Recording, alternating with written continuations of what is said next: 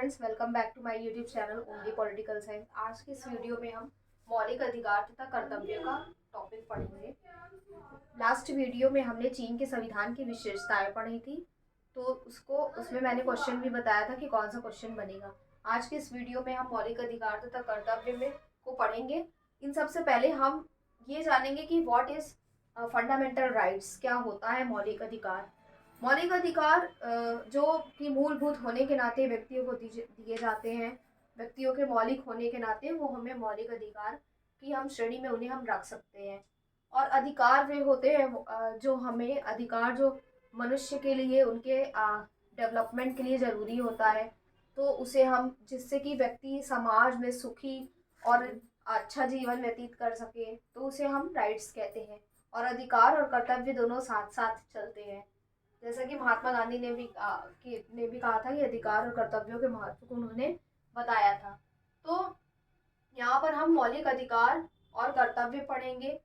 मौलिक अधिकारों का वर्णन चाइना के जो संविधान है, पहला 1954 का संविधान, उसमें भी किया गया था। तो 1954 के संविधान की बात करें तो उसमें पूरा एक अध्याय, कौन सा अध्याय, तृतीय अध्याय, पूरा जो आपका तृतीय अध्याय था चाइना के कॉन्स्टिट्यूशन में, वो उसके 19 अनुच्छेद जो है वो ऐसे हैं जो कि मौलिक अधिकारों का वर्णन करते हैं। वो कौन कौन से अनुच्छेद थे? आर्टिकल नंबर 85 से लेकर आर्टिकल 103 ये मौलिक अधिकारों के बारे में पूरा वर्णन करता है, उल्लेख करता है। फिर उसके बाद 1975 के कॉन्स्टिट्यूशन में हम विभिन्न अधिकारों को देखते हैं, उसमें भी मौलिक अधिकारों के अध्यायों को जोड़ा गया और 4 नए अध्याय भी उसमें जोड़े गए। पहले के कुछ अधिकार ले लिए गए, राइट्स, और फिर 4 नए अधिकार जोड़े गए। वो कौन कौन से 4 अध्याय थे? तो उन 4 अध्यायों में अधिकारों में हड़ताल करने का अधिकार, और उसके साथ साथ जल सेना संगठित करने का अधिकार, नास्तिकता का प्रचार करने का अधिकार, और सार्वजनिक विषयों पर खुले रूप में वाद विवाद करने के 4 अधिकार भी ऐड किए गए थे। और जैसे पहले के कुछ अधिकार थे, वो थे प्रेस की स्वतंत्रता का अधिकार, और ऐसी राइट्स जो मतलब सम्मेलन, जुलूस, प्रदर्शन करने की कई राइट्स उसमें इंक्लूड थे। फिर उसके बाद 1978 का कॉन्स्टिट्यूशन बना, तो उसमें भी मौलिक अधिकारों को शामिल किया गया। और इसमें भी तीसरे अध्याय में, यानी कि अध्याय नंबर 3 में, इम्पोर्टेंट है, आप लोग लिखिए, तीसरे अध्याय में अनुच्छेद नंबर कौन सा था? आर्टिकल 44 से लेकर 59 तक मौलिक 1978 में, जैसा मैंने बताया, 44 से लेकर 59 तक आर्टिकल्स के बारे में दिया गया है। और इसको 4 भागों में विभाजित किया गया था। पहला था आर्थिक अधिकार, जिसमें काम का अधिकार, यानी कि राज्य के द्वारा काम करने का अधिकार सभी को दिया जाएगा। विश्राम का भी, समय समय पर विश्राम का अधिकार। और फिर उसके बाद कुछ कल्चरल राइट्स, और उसके साथ साथ इनमें कुछ पॉलिटिकल राइट्स, राजनीतिक अधिकार, जिसमें वोट देने का अधिकार। और फिर आपका आता है व्यक्तिगत अधिकार, जो कि पर्सनल या फिर इंडिविजुअल राइट्स आते हैं, जिसमें स्वतंत्रता का अधिकार शामिल था। तो इस तरीके से 1978 के कॉन्स्टिट्यूशन में भी मौलिक अधिकारों का वर्णन एक्सप्लेन किया गया था। फिर उसके बाद अब हम 1982 के, अभी तक जो हम लोगों ने देखा वो 1978 के 1978 के कॉन्स्टिट्यूशन में मौलिक अधिकारों की व्यवस्था को हमने पढ़ा था। अब हम 1982 का जो कॉन्स्टिट्यूशन था चाइना का, जो नया संविधान है, उसमें मौलिक अधिकार के बारे में क्या बताया गया ये हम देखेंगे। तो पहला है कानून के समक्ष समानता तथा मानवाधिकार। ये जो मौलिक अधिकार जो दिए गए हैं वो तो तीसरे अध्याय में 1978 में दिए हुए थे। और जब इस कॉन्स्टिट्यूशन में जब आया तो अध्याय 1982 के कॉन्स्टिट्यूशन में अध्याय 2 में 33 से 56 तक, इसको आप याद कर लीजिए कि 1978 में जो था वो था तीसरे अध्याय में, और 1982 के कॉन्स्टिट्यूशन में अध्याय 2 में इसका वर्णन किया गया था। इसको आप लोग नोट कर लीजिए, इसका आप स्क्रीनशॉट भी ले सकते हो। तो आर्टिकल नंबर 33 से लेकर 56 तक इसका वर्णन किया गया है, 56 तक। तो पहला जो मौलिक अधिकार है जो राज्य की ओर से दिया गया है सभी नागरिकों को, वो है कानून के समक्ष समानता तथा मानवाधिकार। ये आर्टिकल 33 बताता है यानी कि इसका अर्थ यह हुआ कि चीन के संविधान के समक्ष सभी जो नागरिक हैं वो कानून के समक्ष क्या है, संविधान द्वारा ये बताया गया कि सभी समान हैं। धर्म, लिंग, वंश या फिर स्त्री पुरुष या फिर शिक्षा के आधार पर मतलब मतभेद तो है लेकिन विभेद है, अंतर तो है, लेकिन राज्य के समक्ष क्या है, सभी समान है। सेकंड है चुनाव लड़ने एवं मत देने का अधिकार। चाइना में 18 वर्ष की आयु के बाद सभी व्यक्तियों को वोट देने का अधिकार है, राइट टू वोट, और ये उनका मौलिक अधिकार है। और इसके साथ साथ वे चुनाव लड़ भी सकते हैं, तो उम्मीदवार के रूप में वो खड़े हो सकते हैं और चुनाव भी लड़ सकते हैं, तो ये भी इनका मौलिक अधिकार है। फिर नेक्स्ट है भाषण, पत्राचार तथा प्रेस की स्वतंत्रता का अधिकार। भाषण, पत्राचार यानी कि राइट टू स्पीच दे सकते हैं, प्रेस की स्वतंत्रता है, पत्राचार है, ये उनका मौलिक अधिकार है। फिर है धार्मिक विश्वासों की स्वतंत्रता।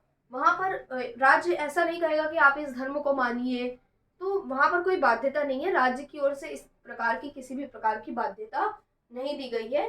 तो राज्य के समक्ष सभी कोई भी धर्म अपनाए, वो आपका इंडिविजुअल मतलब ये मौलिक अधिकार है कि आप उसको किसी भी धर्म को मान सकते हैं।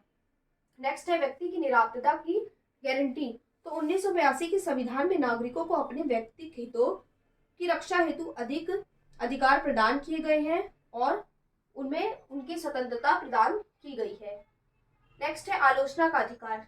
चीन के संविधान में ये जो आप लोग इसको पॉइंट वाइज लिखते रहिएगा, मैंने नहीं लिखा यहाँ पर, ये आर्टिकल 34 है, आर्टिकल 35 है और ये आपका हुआ आर्टिकल 36।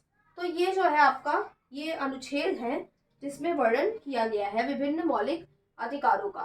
फिर आता है आलोचना का अधिकार, यानी कि राइट टू क्रिटिसिज्म, क्रिटिसाइज करने का जो अधिकार है वो आर्टिकल 41 में दिया गया है। आप लोग इसको लिख लीजिए, आर्टिकल 41 में आलोचना का अधिकार दिया गया है कि अगर व्यक्ति किसी अधिकारी या किसी चीज से संतुष्ट नहीं है तो वो कह सकता है या फिर अपना मत दे रख सकता है, अपनी राय रख सकता है, और आलोचना करने का अधिकार सभी व्यक्तियों को दिया गया है।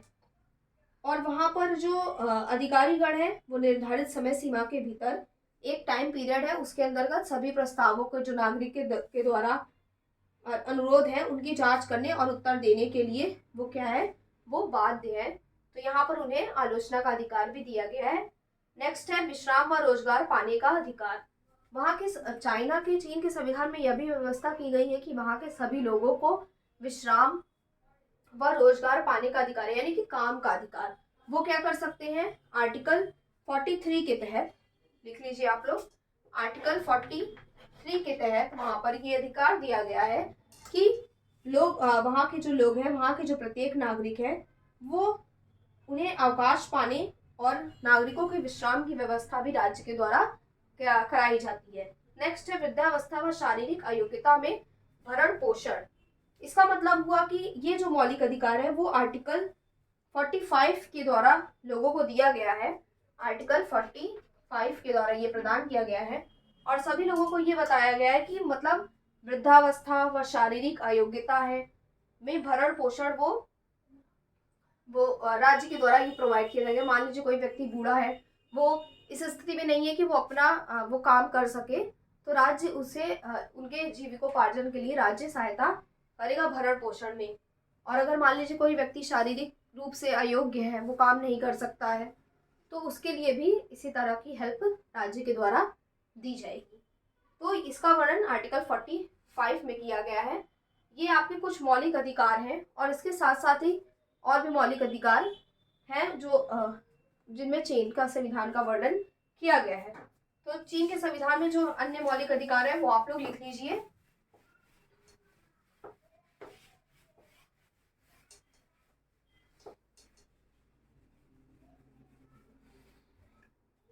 ये तो कुछ मौलिक अधिकार थे। इसके साथ साथ शिक्षा पाने का अधिकार, शिक्षा पाने का अधिकार चाइना के कॉन्स्टिट्यूशन में दिया गया है, शिक्षा पाने का अधिकार आर्टिकल 46,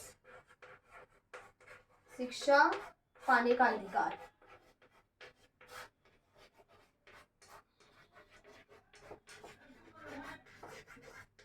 ये जो अधिकार है वो राइट टू एजुकेशन प्रोवाइड राज्य के द्वारा दी गई है कि राज्य के द्वारा सभी व्यक्तियों को सभी प्रकार की निशुल्क व्यवस्था की गई है शिक्षा की।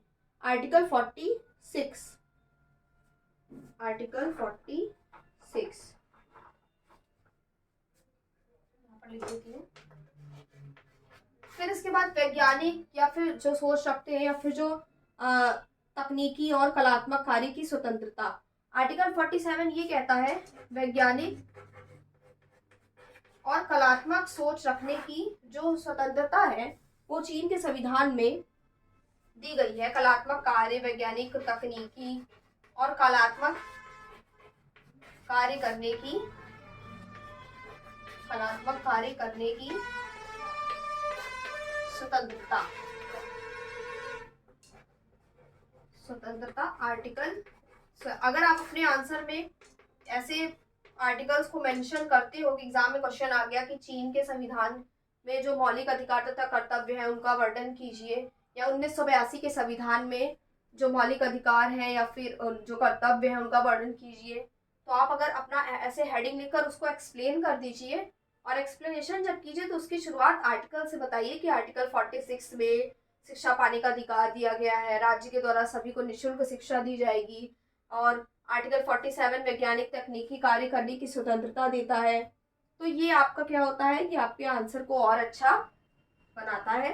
फिर स्त्रियों के अधिकारों का भी वर्णन वहाँ के संविधान में किया गया। स्त्रियों के अधिकार मतलब कि वहाँ पर सभी स्त्रियों को पुरुष, स्त्री पुरुष में किसी प्रकार की जो भेदभाव है वो नहीं किया जाएगा। आर्टिकल 48 ऐसा कहता है। तो आर्टिकल 48 ये कहता है कि स्त्रियों को आर्थिक, सामाजिक, राजनीतिक, प्रशासनिक सभी क्षेत्रों में उन्हें क्या है दी गई है, स्वतंत्रता दी गई है, उनको समानता भी प्रोवाइड की गई है। फिर अनुच्छेद 50 आता है जो कि विदेशों में जो चीनी व्यक्ति रह रहे हैं, चीनी नागरिक रह रहे हैं, विदेशों में चीनी नागरिकों के अधिकारों का संरक्षण, के अधिकारों का संरक्षण और निजी संपत्ति का अधिकार भी वहां के लोगों को दिया गया है। ये भी एक वहां पर मौलिक अधिकार है। ये तो आर्टिकल 50 में है। बताया गया है कि वहां पर विदेश में जो नागरिक रहेंगे, जो चाइनीज है, जो बाहर रह रहे हैं, चीन के बाहर रह रहे हैं, अन्य देशों में निवास कर रहे हैं, तो उनके भी अधिकारों का संरक्षण करेगा आर्टिकल 50 के अकॉर्डिंग। तो ये थे। और निजी संपत्ति का अधिकार, राइट टू प्राइवेट प्रॉपर्टी जो है वो मार्च 2004 ईस्वी में एक संवैधानिक संशोधन के आधार पर चीन में 2004 में मार्च 2004 में एक संवैधानिक अमेंडमेंट हुआ था, कॉन्स्टिट्यूशनल अमेंडमेंट। उसके द्वारा निजी संपत्ति के अधिकार को वहां पर शुरू कर दिया गया या फिर स्वीकार कर लिया गया और संरक्षण प्रदान किया जाता है। तो ये है कि ये आप लोग कुछ जैसे शिक्षा पाने का अधिकार, वैज्ञानिक तकनीकी कार्य करने की स्वतंत्रता, यहाँ पर आप लोग इसको ऐसे भी लिख सकते हो कि वैज्ञानिक, तकनीकी और कलात्मक कार्य, वैज्ञानिक, तकनीकी और इसको आप लोग लिख लीजिए कलात्मक कार्य करने की स्वतंत्रता। ये कलात्मक लिखा हुआ है आर्टिकल 47। स्त्रियों के अधिकार, विदेशों में चीनी नागरिकों के अधिकारों का संरक्षण, ये कुछ फंडामेंटल राइट्स हैं जो कि चाइना में वहाँ के लोगों को दी गई है। इसके साथ साथ कुछ मौलिक कर्तव्य भी हैं।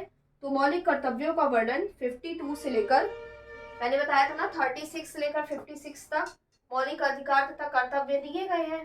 तो यहाँ पर जो 52 से जो क्रम शुरू होता है वो किसका क्रम शुरू होता है, 52 से 56 तक मौलिक कर्तव्यों का है। मौलिक कर्तव्य मतलब फंडामेंटल ड्यूटीज, जो ड्यूटीज मतलब जो नागरिकों के द्वारा राज्य की कुछ लिए कुछ कर्तव्य है कि उन्हें ऐसे कार्य करने चाहिए जिससे कि राज्य का भी एक तरीके से, राज्य और नागरिक दोनों का संबंध अच्छा हो। तो अधिकार राज्य के द्वारा दिए जाएंगे और कर्तव्य नागरिकों के राज्य के लिए होंगे। तो जो 52 है वो ये कहता है मौलिक कर्तव्य संबंधित कि राष्ट्रीय अखंडता बनाए रखें, यानी कि नागरिकों का यह कर्तव्य है। पहला तो ये कर्तव्य है कि 52 के अकॉर्डिंग कि नागरिकों का यह कर्तव्य है कि वो राष्ट्र की एकता का अखंडता मतलब अखंडता को वो बनाए रखे। तो अखंडता को बनाए रखने का कर्तव्य किसका है? ये कर्तव्य है, तो ये नागरिकों का कर्तव्य है, अखंडता को बनाए रखें। तो ये क्या है? राष्ट्र की अखंडता को बनाए रखे। तो ये आर्टिकल कौन सा है? आर्टिकल 52। फिर 56 ये कहता है, आर्टिकल 53 कहता है, आर्टिकल 52 के बाद 53 ये कहता है कि संविधान और कानूनों का पालन हो। चीन के नागरिकों का यह कर्तव्य है कि वह संविधान के कानूनों का पालन करें। फिर 54 ये कहता है कि मातृभूमि की रक्षा करें। 54, 53, 54 मातृभूमि की रक्षा करें। 55 ये कहता है कि मातृभूमि पर होने वाले आक्रमणों का प्रतिरोध करें। मातृभूमि पर जितने भी आक्रमण होंगे उनका प्रतिरोध करें।